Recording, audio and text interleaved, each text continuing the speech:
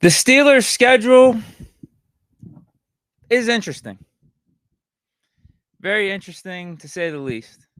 What's also very interesting is how people react to the schedule being released.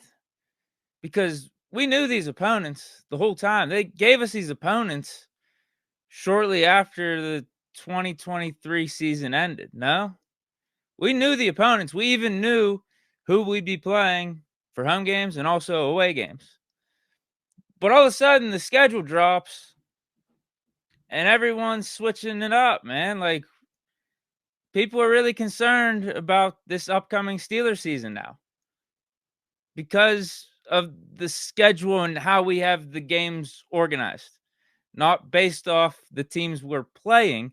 Because again, the teams we're playing were the exact same months ago, exact same teams.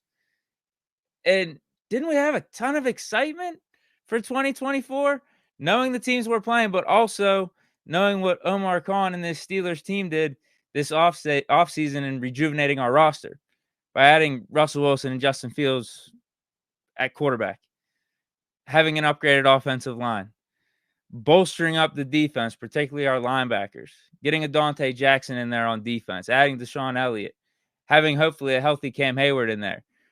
Weren't we just, let's just go yesterday, 2 days ago. Weren't we all extremely optimistic about this Steelers season? We looked at last year and saw that we went 10-7, looked at this roster that's been constructed throughout this whole offseason, looked at our opponents and said, man, I think we could be Super Bowl contenders. I think we compete with anyone. Now, all of a sudden, we might have a little bit of a tough stretch of games in the second half of the season, and people are jumping ship. They're going overboard here. Come on, bro.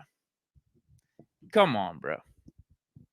Again, the schedule is interesting, though. It is very interesting. There are some interesting wrinkles to this. There are no doubt. No doubt about it. So, all right, before I check in with you guys in the chat, let me go over a few of the interesting things I find in this schedule. Some of the good things, the silver linings, the things I like, but also the potential bad things that we see when we look at this schedule.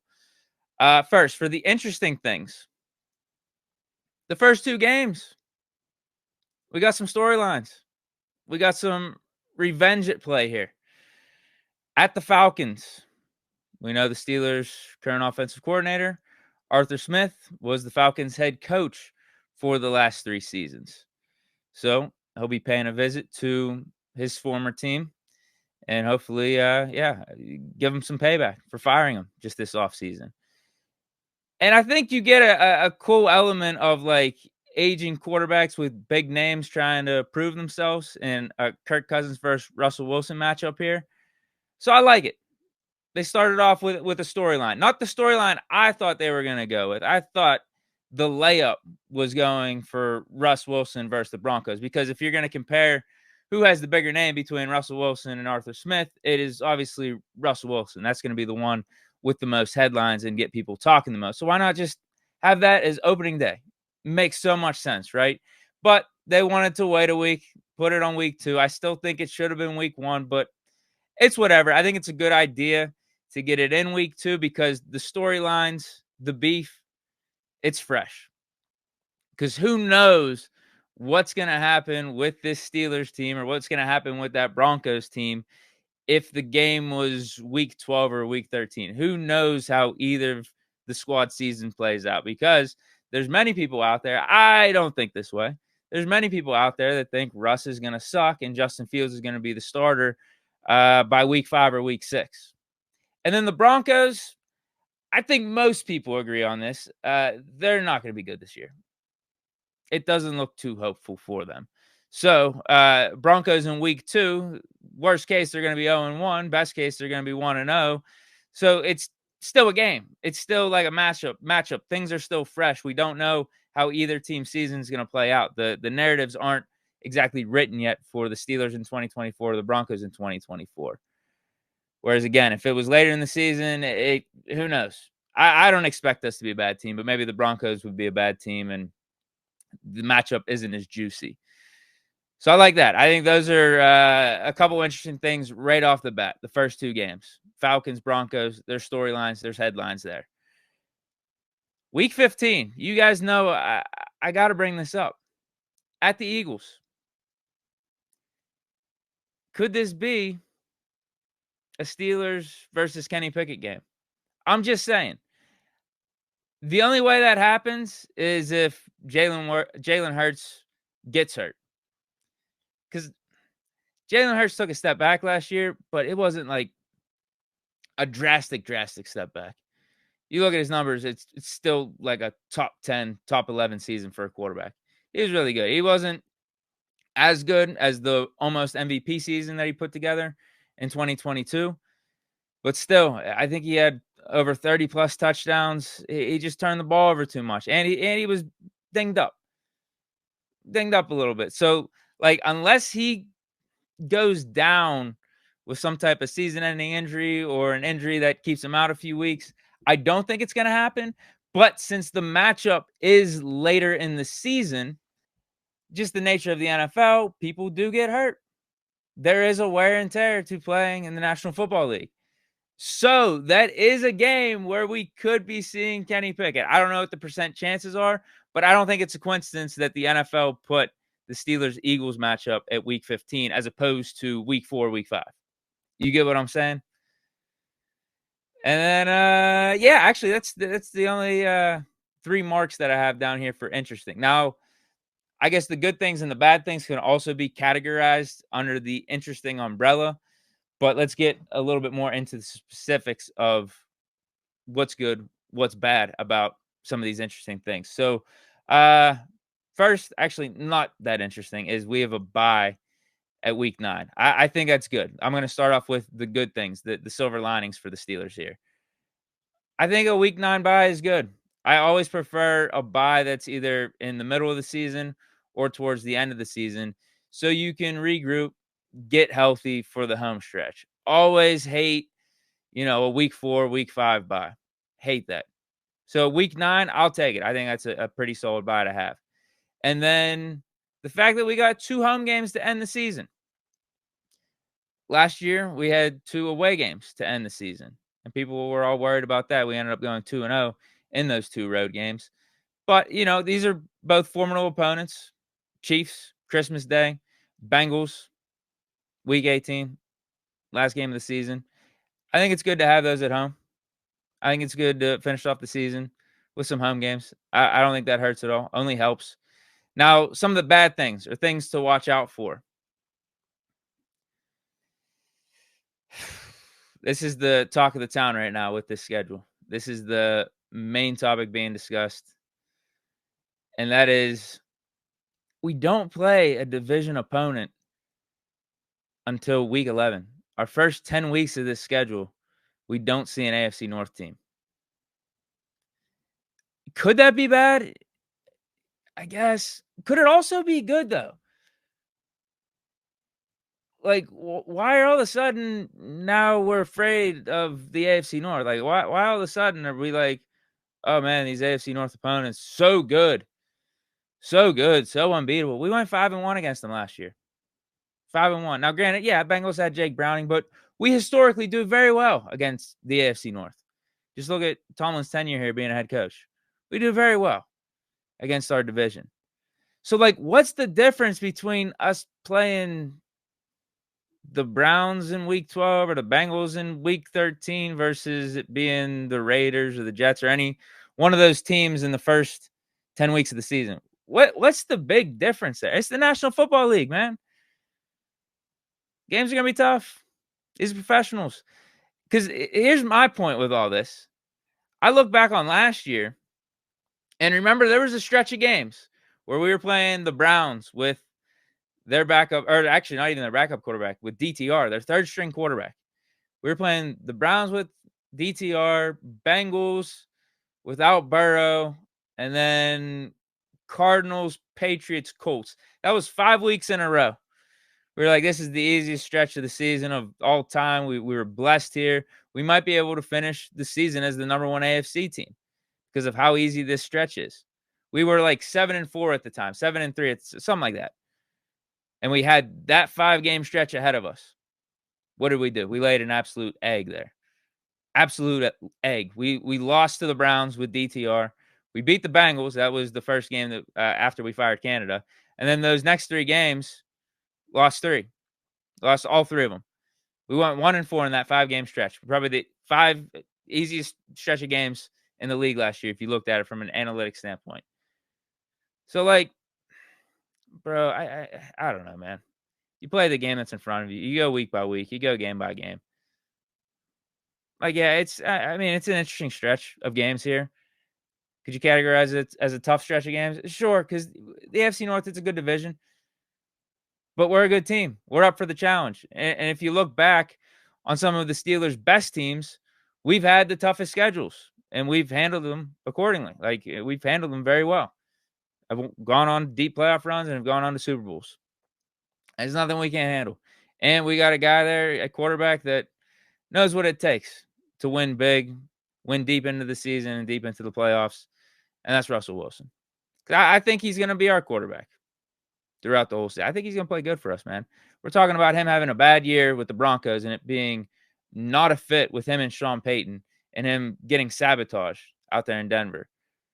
And he still had 29 total touchdowns, and that was only in 15 games. So if he plays a couple more games, he has like 32, 33 total touchdowns. Come on, bro. Come on. So, yeah, I guess a lot of people are saying that's bad. Us not having an AFC North opponent until week 11. And then we have 4 AFC North games in a row. Ravens, Browns, Bengals, and Browns again. Week 11 through 14. A lot of people are saying that's bad. It could be good, though, too. I mean, I don't know. And then I think if you just look at the fact that the last stretch of games from week 11 on, and if you want to go after that AFC North run of Ravens, Browns, Bengals, Browns, Eagles, Ravens, Chiefs, Bengals. Hey, yeah, those are tough. Those are good teams. Those are good teams, man. Like, let's just admit it. Those are good teams. That second half of the season, yeah, those could be tough games. Yeah. It is what it is, man. But, I mean, look at the first 8 weeks. Not as tough. And if you look at, again, you look back on last season, whenever you think you have an easy game or an easy stretch, you take it for granted. You're not as focused, and then you end up losing the games. Maybe sometimes you have a stretch of tough games, lock in, and you win. You go like 5-1, you go 6-2, something like that, right? That's been done before. We've seen it many times here in Pittsburgh. So, yeah, I ain't stressing about this schedule, man. I ain't stressing about it because it's the same teams that we were going to be playing this whole time. Like, what's the big difference if we swap out one of those games from week 11 to week 18 with a so-called easier opponent from the first 8 weeks? What's the big difference, man? What's the big difference? Let me get your thoughts on this. Flores SF, interesting how the second half schedule are cold weather teams. What's your point there? I want to hear your reasoning behind that comment. You saying that helps us or hurts us, or is just neutral? Big Bad Skinny Man says, new team, same Steeler energy. Okay, you're saying that in a good way because you say you're not stressing either. We win games for real. We went 10-7 last year with a combo of Kenny Pickett not living up to what we expected him to be in year 2, Mitch Trubisky playing terrible, and Mason Rudolph coming off the bench for the last 3 games of the season. We had that combo at quarterback. We had some major injuries on defense. Cam out for half the season, Mink out half the season, and we go 10-7. Weren't we just talking about how much improved this roster is and how great of a job Omar Khan has done in retooling? You don't think we could at least go 10-7? Yeah, I'm banking on it. I'm going to have some predictions here, too. I'm going to give you a record prediction before I get out of here. We'll go game by game. And I got a unique little formula that I like to do with my record predictions. If you guys know, you know. I don't predict losses. I predict 50-50 games, and then I add up all the 50-50 games and divide by 2, and then you get your losses. And then you maybe throw in like a home team biasness in there. You have to add another loss or something like that, and then you got your equation. Then you got your record prediction at the end. It's foolproof. It's a pretty good way to get a record after seeing the schedule get released. It's pretty good. T Greek says, "Wonder if Pickett will be cut by the time they play the Steelers." I doubt it. I'd bet a lot of money that he's not cut by the Eagles by week 15. Don Guns 113 says we can go 12-5. Yes, we can.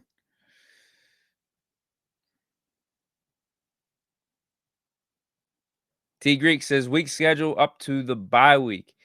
And that's the interesting part of this opening schedule. Like, no matter how we do one way or another, there's a lot left out on the table for the rest of the season. I guess you could say that anytime you make it to the midway point, it's like, oh, we got a second half of the season to make things right. Like, no matter what happened first half, we go on a run here.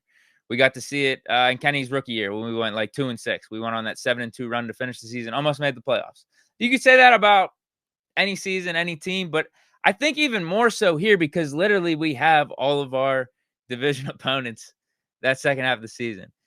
And those games are like a multiplier type of game where it's like, all right, we get one, but we take one from you. Almost like how we got Patrick Queen from the Ravens. It's like +1 for us, but it's a minus for a division rival. So that always helps. So like we could, I mean, you could even say the same thing if we start off hot. Like if we start off 7-1 or 6-2, we got all these AFC North games. Like we still got to win. Like we still got to take care of business in front of us and win these AFC North games. So it's weird. It's weird. It's very weird. Do you guys get what I'm saying there? It's that AFC North stuff with it only being us playing teams in the division from week 11 to week 18. It's weird. Like I don't think it's neither bad or good. It's just something we've never dealt with, and I don't think something that many teams deal with around the league or have dealt with. I mean, there's probably some outlier cases. The NFL has been around for a long time, but Joey Baptista says Ravens and Chiefs on the short week for Christmas is nasty work, NFL. Oh yeah. I guess what I don't have labeled here in the schedule is that week 16 Ravens game is going to be on a Saturday. The Chiefs game is Christmas. And then also that Cowboys game, that week 5 Cowboys game, that's going to be Sunday Night Football. So we have Sunday Night Football week 5, week 7 Sunday Night Football, week 8 Monday Night Football, Thursday Night Football week 12. And I guess the Saturday football count, is that a night game too? No, it's like a 4:00 game. Does that count as prime time? I guess technically we have 4 prime time games, like late night games. Week 18 Bengals, it's going to be TBD. We have 4 primetime games, but like if you want to include Ravens on Saturday and Chiefs on Christmas, like 6 big time games. How about that? 6 big time games. I guess I didn't even go over the schedule. I was talking about the schedule, but didn't even go like game by game. But you guys see it up on the screen, right? You guys see it up on the screen. I don't have to read off the opponents for you like that. Plus, I'm about to go game by game and do the predictions here anyway. We got Lamont Lewis saying, I think we come out and shock a lot of teams week 11 through 18. Thank you. Our defense wins games, and it's only gotten better this year with additions we've made. With a competent offense, we stand a great chance against anyone. If you think of us against the AFC North, again, we do good against the AFC North traditionally. What's our record against Deshaun Watson? We're undefeated. What's our record against Lamar Jackson? Good. Like our defense is Lamar Jackson's kryptonite. Joe Burrow, Bengals, I'm still waiting and seeing on him and what his injury situation looks like. But yes, Joe Burrow, healthy, he's damn good. He's very good at football, right? But man, I don't know. I don't think it's something to get like overly worked up about. Browns had a decent season last year.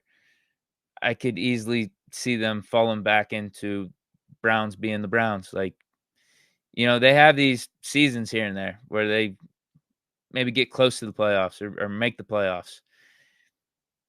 It's few and far between. Although it seems like they're more consistent. They're doing better with Kevin Stefanski. But historically, would it be crazy for me to say the Browns finished with 6 wins this year?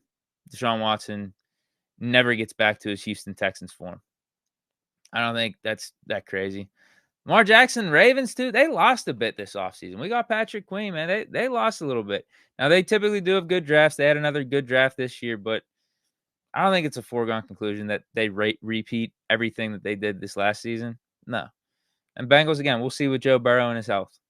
We know we know Bengals defense is bad, and I think we got a guy in house in Russell Wilson that can go toe for toe with Joe Burrow. If we got to have it be a shootout, if it's got to be a score fest. Yeah, Russ can do that. He knows how to do that. Joey Baptista, can June 1st get here so we get our wide receiver 2, please? Talking about DK Metcalf. Let's hope, man. We'll get our answer there. And then if DK is not traded and the Steelers don't land him, we're going to have to pivot. We're going to have to figure out something else for wide receiver 2. Joey also asked, Deke, how you feel about Cam sitting out for a contract? I'm not a fan right now. I'm not feeling that. Yeah, we'll see how serious he is. I do think the Steelers will figure something out with him. Because there is something to be said. Even though Cam took a step back last year, he was hurt. There is something to be said for his leadership on this team. Something big to be said for that. And when he's right, he's a really good defensive lineman. He's one of the top 5 defensive tackles in the league. Now, is he going to be able to keep that? Is he going to be able to keep that up over the next 2-3 years? I think he could at least do it this year if he remains healthy. But that's why this is a weird situation with him wanting a contract extension. He's getting up there in age, man. What's he, like 34 this year? So he'll be 35, 36 for the remaining 2 years on his contract. If he gets that extension, he did say he wants to play 3 more years. But he's going to have to work with the Steelers and getting that cap hit down. Because right now, it's 1 year left on his deal. It's like $24 million on the cap hit. We can't be doing that. And I think he understands that. What's a more reasonable number? 15? Yeah, 15 is more reasonable, but then how good are you feeling about having a cap hit for Cam for $15 million in 2025 and 2026? Like, so, I mean, it's a business too, man. It's a business. Because I could see why the Steelers wouldn't want to do an extension and just would rather see the rest of Cam's contract play out and then figure things out this offseason, because we have so many question marks, so many uncertainties with this team and who we sign and who should be around long term. Like, this is a big make or break year for a lot of players. So I could see the Steelers just wanting to chill and say, you know what, we'll figure out a lot of these big contracts after the season. Let's get into my record prediction here. How I see things playing out for the Steelers in 2024. My formula is I predict wins. I don't predict losses. I predict 50-50 games. The 50-50 games, then I divide by 2. That's where we get the loss record. And then I might add another loss in there at the end of it. You chalk it up to maybe a Tomlin loss or me being a little bit Steeler biased on my predictions here. That's all. And then we'll get a record. Feel what I'm saying? I do this because, like, if I look at this game by game, if we're like in the middle of the season, going game by game, week by week, and it's us versus the Ravens, I like us, man, right? I'll predict us to win that game, like, because why not? But I also understand it is the NFL, and it's really, really hard to win every game throughout the course of the season. So I'll consider a Ravens game, both Ravens games, in fact, a 50-50 game, because we know they're a tough team. They're a good team. Week 1, Falcons, W. There's a stat. Steelers are 15-2-1 versus the Falcons all time and 4-0 against them under Mike Tomlin. Their 2 losses were 1970 and in 2006. Those happened in Atlanta. But yes, traditionally, We do well against the Falcons, and I'm giving us a win. No 50-50, no ifs, ands, or buts. Dub, week 1. Week 2, Broncos, at Broncos. Dub. I don't think the Broncos are going to be that good this year. I don't know who's going to be starting at quarterback. Is it going to be Bo Nix, Zach Wilson? Don't they have another guy in-house? Is it Stidham? Whoever they start out there, Mike Tomlin does well against inexperienced or bad quarterbacks, or also inexperienced / rookie quarterbacks. He does well against those guys, and I don't think the Broncos are going to have enough firepower for us. So that is a dub. Starting off the season 2-0, back-to-back road wins. Coming home week 3, feeling good. But Chargers, they're going to be good this year. They got Jim Harbaugh. Anywhere he goes, he's able to turn around programs, rebuild, and get that team winning and getting things in the right direction fast. So I expect the same with the Chargers, and he's got talented players too. It's not just like he's got to rebuild and bring a bunch of new guys in and just overturn the whole thing. No, he's already got talented guys and a franchise quarterback in Justin Herbert. So I think this is going to be a tougher one. It is at home. I think there's going to be good energy, but I'm going to say 50-50 game here for the Chargers. Week 4 at Colts, dub. Rich,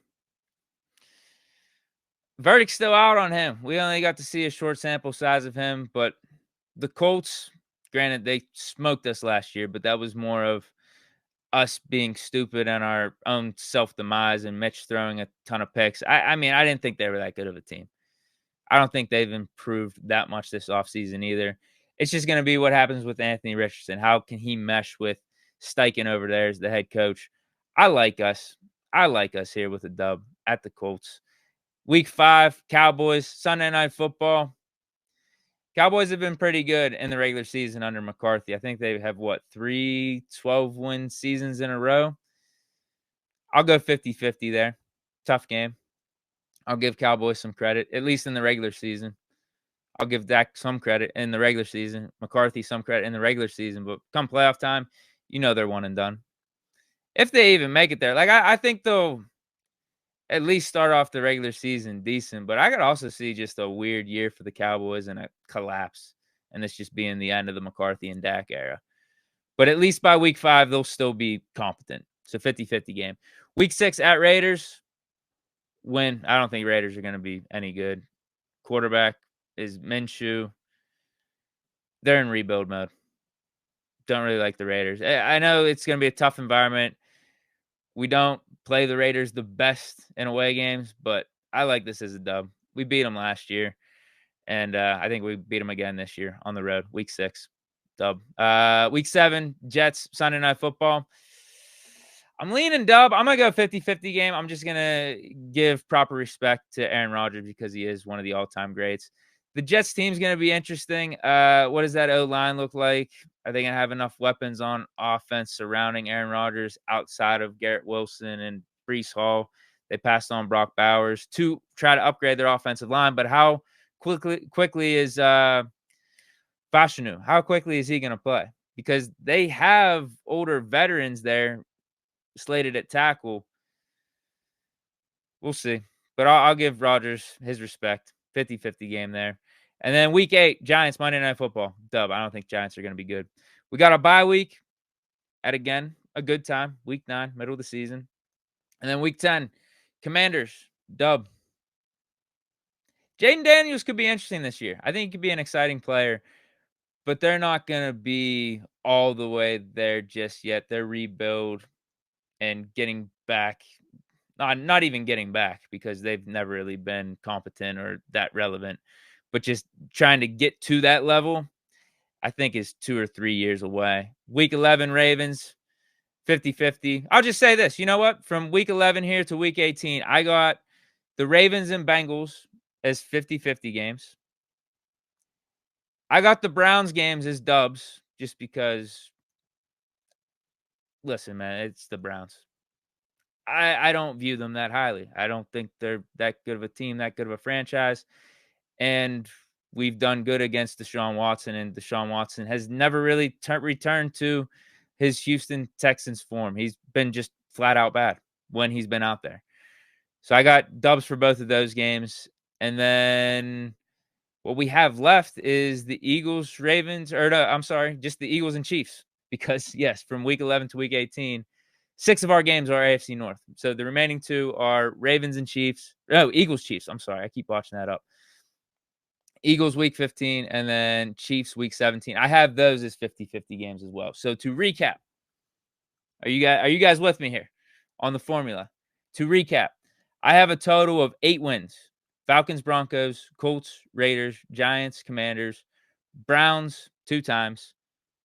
That totals up to 8 wins. So the 50-50 games, 17-game season in total here. 8 plus 9, 9 50-50 games equals 17. So 9 divided by 2 then. The nature of 50-50 is it's a coin flip. 9 divided by 2, that's 4.5. 4.5 losses. But also 4.5 wins. So 9 plus 4.5 is, no, I'm botching this up. Am I? No, that's right. 9 plus 4.5. I'm messing up my own formula here. 9 plus 4.5 is that 13.5? 13.5 and 4.5. No, what am I doing here? 8 plus 4.5. I botched it up. 8 plus 4.5. Yes, 9 divided by 2 is 4.5. 8 wins plus 4.5. That's 12.5 and 4.5. So we'll get even numbers there. We'll go 12-5, and then maybe I'll throw in a Tomlin loss or just a loss to contribute to me being a fan of the Steelers. Maybe having some biasness toward the Steelers when doing my record prediction. That gets us to 11-6. That's feasible. That might actually be too realistic. I should stick with that 12-5. Are you? My math is good, right? Steelers fan 532 says your math is off. I think we're good now. I think I got it back on track. I was confusing myself. I thought I was adding 9 wins to the 4.5. No, I had 8 wins, and then you add the 4.5 from the 50-50. Yeah, and you get 12.5 and 4.5. So we'll make that an even number, 12-5. Chalk up a Tomlin loss. Throw in a loss into the equation because maybe I'm overlooking some things because I'm a Steeler fan. And you get 11-6. 11-6 was the number 2 seed last year. Buffalo Bills were 11-6. I could see 12-5. I could. I mean, that's what the equation's telling me. But maybe I'll go 11-6. Because I think I predicted 12-5 last year. We went 10-7, so maybe I need another number. I need like an 11-6. Maybe that'll be better luck and better fortune for us this year. We'll go 11-6.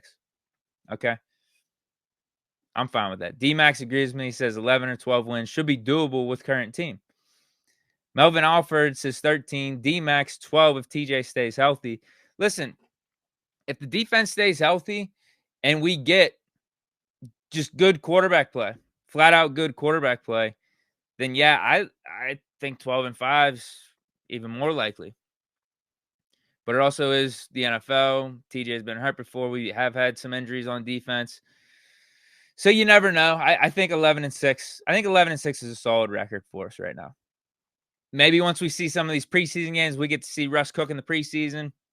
We get to see the defense and JPJ step up in the preseason, get a pick or something, lock down some defense. Who knows? We get to see some highlights from training camp. And maybe we bump it up to 12. But right now, initial reaction, I'm going 11-6. Dawn Guns 113 says it's simple math. We're doing Moneyball stats.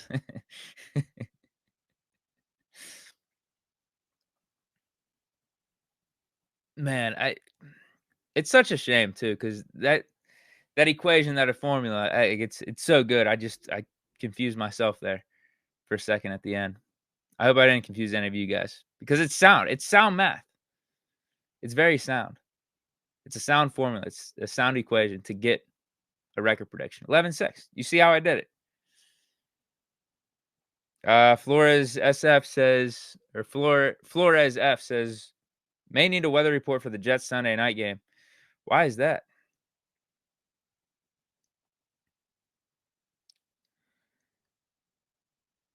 Uh, let's see. Any more comments here before I get out of here? Kay Monroe says schedule sucks. No, we're all right. It's weird. It's a weird schedule, but I don't know how bad it is. I also think you could look at some good things as well. It's weird. It's interesting. I think that's a fair assessment of the schedule. All right. I think that's it, man. Unless you guys have any more comments here, I'm gonna get up out of here. And I think I'll be back in a week or two. Stay tuned. I'll let you guys know on social media when I'm back live streaming. I'm sure it'll be off-season storylines, off-season talk, whatever it is. Um, whatever the hot topic of the day is, the hot topic of the week. I'm sure we'll be talking about. Jamrock says you're not going to add an L into early season struggles of a young O line. I got some 50-50 games there. I got what? I got 3 50-50 games out of the first 8 weeks. Chargers, Cowboys, and Jets. How's that? So that counts for 1.5 losses.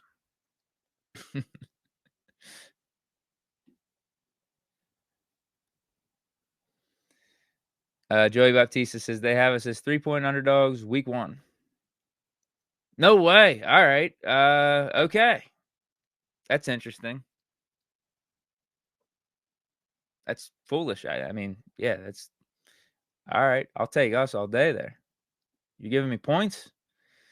So the money line, yeah, you're getting some value on the money line then too. I don't understand that. Okay. Whatever. I don't think the league believes in Russ like that. It's weird too because whether or not you believe in Russ or not, Tomlin has not finished a season under 500. One of the over/under lines for us is 7.5. There's also an 8.5 line. It's like, bro, he is not finished under 500. So why are we making these the lines? It doesn't make sense. Melvin Alford says we play good as underdogs. We do. But all right, guys, I'm out of here. Hope you enjoyed. Like I said, stay tuned. I will let you know when I'm back. Stay chilling. Enjoy the rest of your Wednesday. Peace.